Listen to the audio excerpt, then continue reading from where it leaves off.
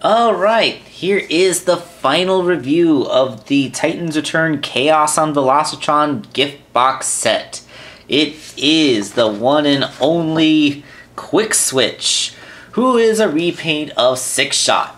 Although Six Shot is pretty awesome. I mean, Six Shot's whole big gimmick was that he's a guy that could turn into 6 things. No one else could do that.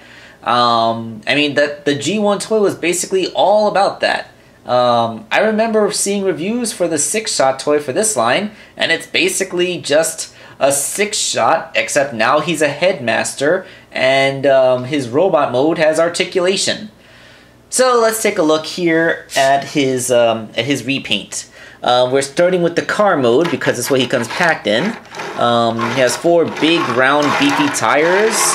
Rolls decently well, I suppose. Although, like kind of an oppressive front bumper. It's really, really big up there. It's some kind of armored truck, all right. The guns can peg into some peg holes in the side, and they can swivel around. Okay, got like a spread effect, as long as they don't come unpegged. I had a really hard time getting the Titan Master into the cockpit and then being able to close the cockpit door. It's really kind of awkward to do because he has to kind of lean back. I'm used to the Titan Masters being able to sit straight up. This guy has to lean back to fit in there. He's already not fitting in. Alright, so let's get him out of there. So, yeah, I mean, car mode's okay. I mean, it's a big, giant car. I mean, from the bottom, it kind of looks like just a big robot tucking his legs in and keeping his arms by his sides, but, you know, you're not supposed to look at a car from the bottom. You're supposed to look at a car from every side except the bottom. Actually, you know what? I kind of like it this way. Yeah, this looks better to me as the front of the car. Even though if the Titan Master were riding it, he'd be looking backwards. This actually looks more like forwards. Oh, wait a minute. I think... Did I? Because the instructions depict it as if that's the front of the car, but if this is the front of the car, look at that! He fits so much better. The instructions are backwards. They depict the car. They put a picture of the car backwards. This is the front of the car. This has always been the front of the car. Because now he's facing forwards. He fits perfectly. He looks like he's sitting there without having to lean back like an idiot. Yeah, this is infinitely a better way to have the car mode. And yeah, I mean, like, the steering wheels are closer to the front. You don't have this big front bumper. It actually makes more sense to have it trailing behind than to be in front of you. Yeah, this is a much better way for the car to go. Okay, that's good. It's a big, chunky, massive pile of armor and guns on wheels. So, as good as it pulls the job off. I mean, it doesn't look like any car you'd know. I mean, this would never make it into the movies because they wouldn't be able to license out a car dealership or whatever to pay their budget. But yeah, it's a big, chunky mass of armor on 4 wheels, and that's just fine. Let's take a look at the next mode. We're going to end with robot mode because that just seems to be the natural conclusion to all this. But let's see what comes next. Alright, quick addendum for car mode. It turns out that that out of the box is not completely in car mode. Because you see, you're supposed to open up the jaw of the wolf head to form what I can only guess is like a satellite dish or something. And then these are the seats. Kind of like a convertible. This is one epic convertible. But then that means that Rodimus can ride shotgun. Yep. So yeah, apparently it's a 2-seater convertible of mass destruction. Okay, Six Shot. I mean, sorry, Quick Change. Wait, that is his name, right? Quick Change? Quick Switch. My God, I'm bad at this. Alright, Quick Switch. You got me. So, gigantic armed convertible mode. Sure, I'll go with that. I mean, forgive me for missing your open air seats when you had a very obvious cockpit window behind, but clearly that's for a different mode that's not this one. Alright, so now let's really get him transformed into another mode. And we have crazy colored winged robotic wolf mode. Yes, yep, that is a wolf, I guess. I mean, I was following the instructions as best I can. They're in black and white and not that big. So yeah, we got like you can do this. Does this? Maybe I was meant to collapse that. Is that it? Is that what I'm supposed to do? I don't know. Does that look better with the front legs collapsed a bit more? I mean, like, you can still use the elbow joint as thing. Like, there, and then he's, you know, like, doing that. It's a little hard to get him to stand.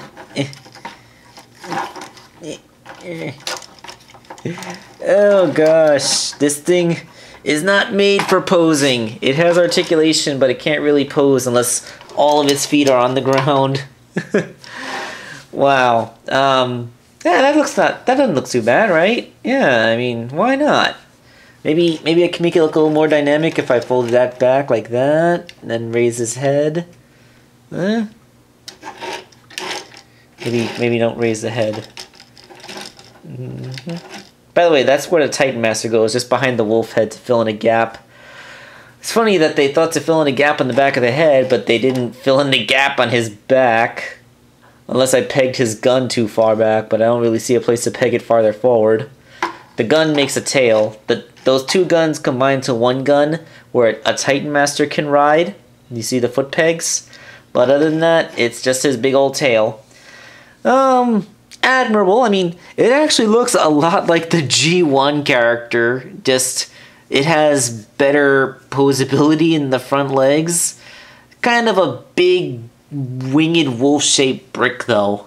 It's a cool looking mode, but it doesn't have that much playability unless you're going to be like a little kid and like Flying Wolf Fortress! Fly! Woo! Woo! Yay! Da, na, na, na, na, na, na. Okay, so yep, that's Robot Wolf mode. Let's move on to the next mode. And here is the next mode. It is the Submarine. I think this is the weakest mode because, like, obvious gap in the middle where the legs are thighs is obvious, and these don't even really peg in. Like, the four wheels in the back technically touch ground, but they don't roll. And like, alright, you know what? This is not a submarine. You know what this is? Oh, by the way, this is where you can see the little Titan Master using the gun as a chair. But you know what? Screw it. Look.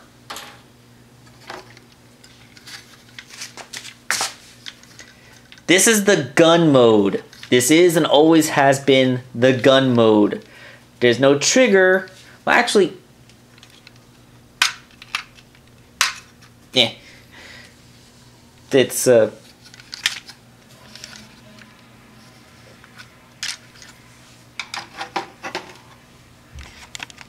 yeah, I mean, it's a little bit far forward to be the trigger. It's a landing gear for another mode. But yeah, the original G1 6-shot toy could turn into a gun as well as the other 5 modes. So I'm guessing that this is what that was supposed to be. Because it actually isn't that bad for a gun. It's a decent size. This is big enough to be a handle.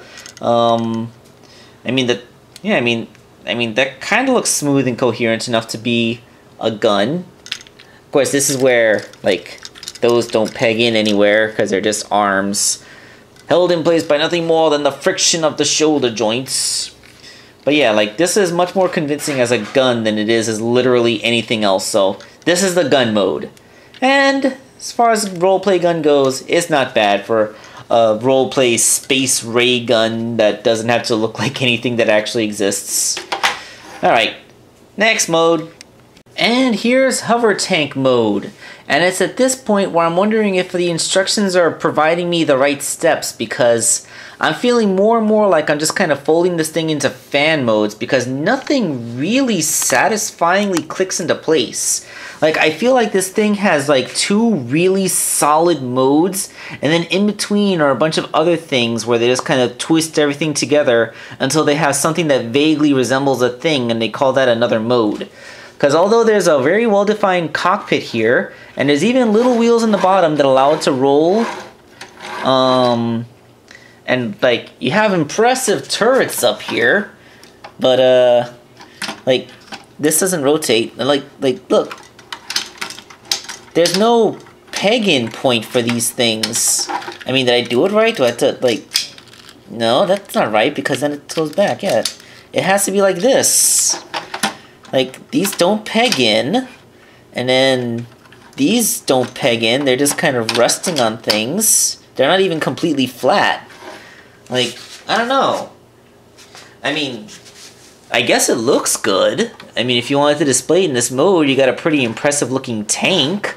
And it does look different from the armored car mode. I'll give it that. So, as long as you don't have that going on. But really, like there's no satisfaction to the way this mode is engineered. Sure, it has a definite shape, and you can tell what it's kind of supposed to be. It's a mobile platform with a giant artillery on top. But, seriously, like, I don't know. For me to have a satisfying experience with a transformation, everything has to lock into place once it gets into a mode. Like, if everything's just kind of loosey-goosey like this, then it doesn't really feel satisfying as a transformer. So this mode looks okay, but engineering-wise, it definitely feels the weakest. Alright, let's move on to the next. And here is the jet mode. The jet mode has a lot of satisfying click points.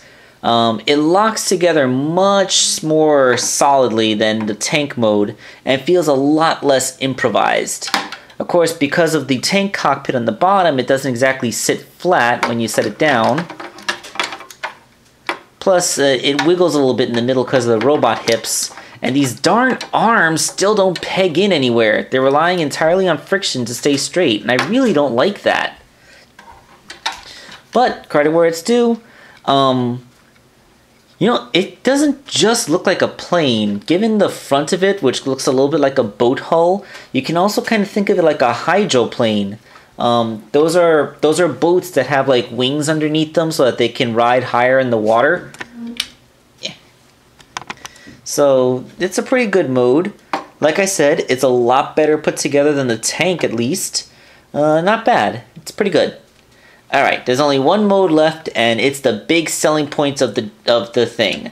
So let's finally get good old Quick Change. That's his name? Quick Switch. Why do we call him Quick Change?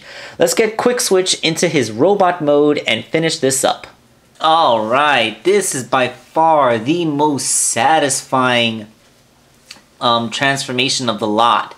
Everything pegs into place nice and solidly, and it all comes together to form this really cool giant robot, which is just, he is nice. Okay, let's get the other guys from the set. Here's the here's our little scout-sized dude, and let's bring in Nautica because everybody can easily recognize what a deluxe looks like next to anything else. So yeah, this dude is huge. That's leader class for you. So yeah, he has nice, impressive stature. Very, very good stature. I gotta love that stature. Gotta stop saying stature. Alright, one thing, you zoom in on his face a bit, and I don't know, he looks a little bit sad. Like, when the helmet is down all the way, I feel like it's covering his eyes, so like, what I like to do is just lift it up a little bit. There, see? Now you can see his eyes much better. I mean, the helmet isn't completely closed from the side, but his face just looks a lot better this way. So yeah, like remember when I said that it looked like he was lacking a cranium with his Headmaster mode? That's why. You basically build a helmet around, and the Headmaster, Titan Master, is just the face inside the head. So, like, the guns are making his arms look a little bit overly lanky, so let's get those out a bit. Let's do the thing. Yeah. So, there is... So let's zoom back out so you can see what I just did when I removed his guns. And, yeah, he's a very nicely proportioned humanoid robot. Very clean, too. He doesn't have that much backpack kibble, just the wings. And the wings are adjustable, so you can, like, flatten them out. You can put them down. You can spread them like he's flying. Like you can... There's options with... His backpack kibble has options, and it can be as splayed out or as upturned, or you know, like you can have them in pylons like that. Like you have options for his wing kibble, which is cool. And his front wings, if you don't like them being in the way, you just gotta open up his chest and just kind of like tuck them in. And now his wings are out of the way, and his arms are free to go completely forward without bumping in anything. So yeah, you have so many options, and it's so wonderful. He has elbows that go a solid 90-degree bend. Pretty nice. Until his shoulder pylons hit, he gets pretty good outward movement. Not bad at all. Nothing in the wrist because of the way they transform, unfortunately. Although the hand is very well sculpted. That's a big, impressive fist. Nice fist. A punching fist. Below the waist, there's no waist joint, but these skirt dealies are fully articulated, so his nicely ratcheted legs can move upwards like that, so he can get a good kick. He can also move his legs nice and outward, very, very naturally. 90-degree bend at the knee, almost 90 degrees at least. And yes, there is indeed a thigh swivel. So lots of movement below there, and he has some toe and heel articulation. Good heel spurs, so you don't have to worry about the robot falling backwards because he has nice heel spurs. So overall, a very nice robot. I mean, I know he's a little bit square looking. Like I said, they basically just took the G1 idea of the figure and just made sure he had modern day articulation. So he's posable, but he pretty much looks exactly like the old toy did. So there's, you know exactly what to expect from this guy. If that's, I mean, that's pretty much what this whole toy line is supposed to be about.